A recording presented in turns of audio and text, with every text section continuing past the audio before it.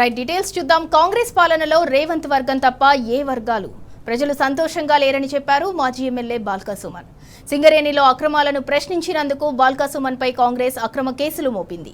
అయితే అరచేతిని అడ్డుపెట్టి సూర్యుడిని ఆపలేరు. నిజాన్ని ఇనుప చట్రాలు ఎంతో కాలం అడ్డుకోలేవు.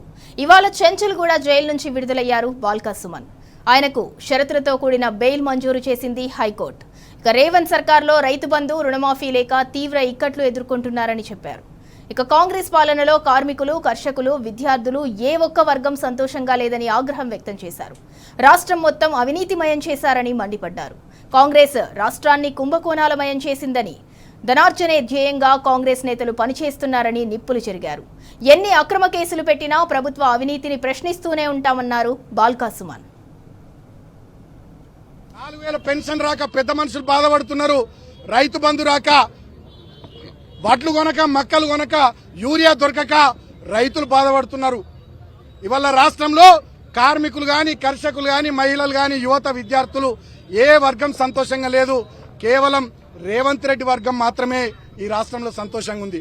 ఉత్తర తెలంగాణలో సింగరేణిలో కుంభకోణాల నుంచి మొదలుకొని దక్షిణ తెలంగాణలో కొడంగల్, నారాయణపేట ఎత్తిపోతల పథకం దాకా మొత్తం అవినీతి.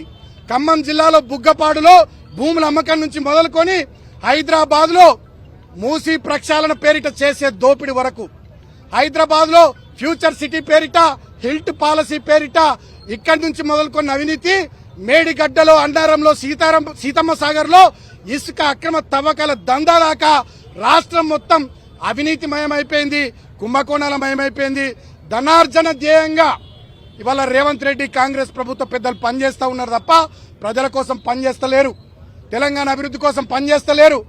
తెలంగాణ నీళ్లను, తెలంగాణ ఆత్మగౌరవాన్ని, తెలంగాణ రాష్ట్ర ప్రయోజనాలను తాకట్టు పెట్టినటువంటి పచ్చి తెలంగాణ వ్యతిరేకి రేవంత్ రెడ్డి నాయకత్వంలో ఇవాళ తెలంగాణ తల్లి తల్లడిల్లుతున్నది.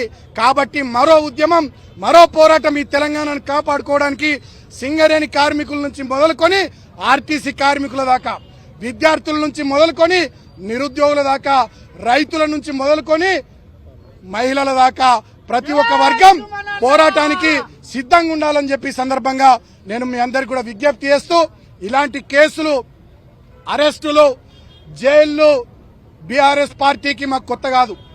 ఆనాడు తెలంగాణ ఉద్యమంలో నా మీద 226 కేసులు పెట్టిరు, ఎన్నోసార్లు జైళ్లలో పెట్టిరు.